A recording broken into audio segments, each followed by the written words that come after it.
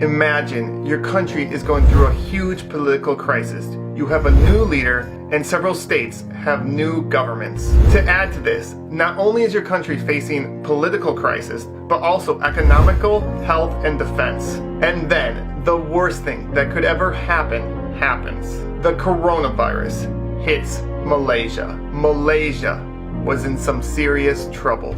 But don't you ever underestimate the power of Malaysians.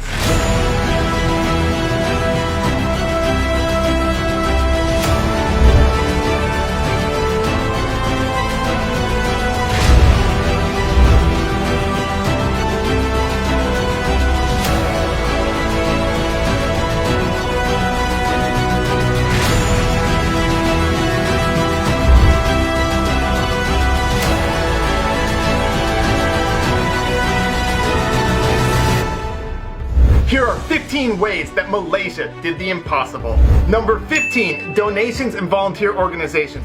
So many people volunteered and so many organizations helped out. For example, Emirat provided healthcare workers with food, AC units, and raised over 3 million ringgit for medical supplies. Number 14, top doctor. Dr. Noor Hassam Abdullah has been ranked one of the top doctors in the entire world at fighting the coronavirus. And not only does he present accurate facts, he's able to do it in a way that gathers support and also keeps people calm as he does it.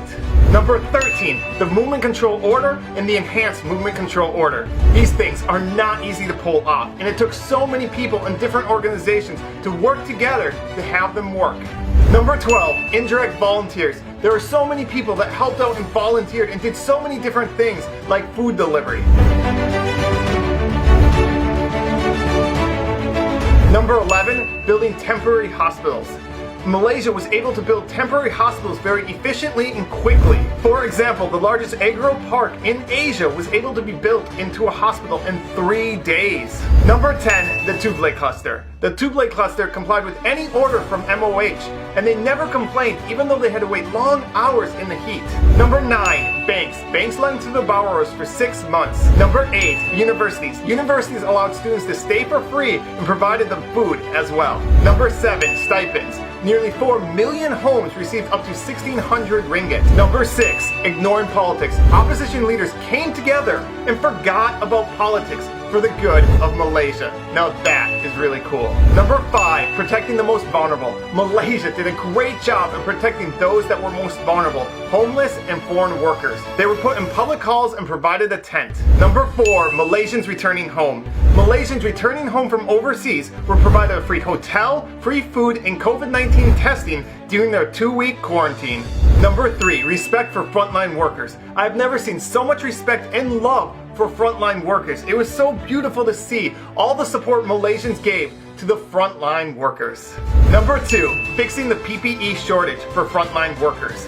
At the beginning of the crisis, there wasn't enough PPE for all the frontline workers, and so Malaysians took it onto themselves. For example, a fashion designer realized she had a skill set that could be very valuable, and so she took the initiative to organize an entire team to make PPE.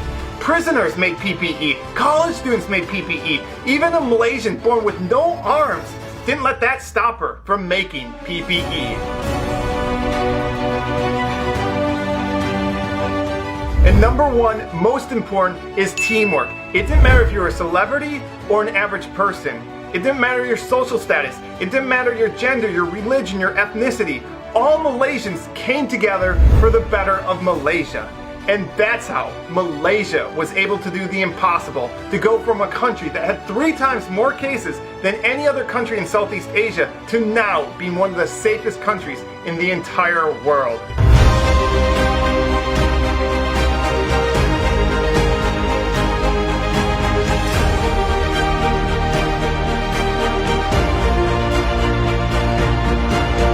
And lastly, I'd like to thank all the Malaysians that helped make this video possible. So many of you wrote to me, sent me videos and pictures, and specifically Pacific Baku, who's a motorcycle rider, let me take lots of his footage, along with Q Productions, who took beautiful drone shots. And you can find links to their channels in the description. So thank you to all of you who helped make this video possible.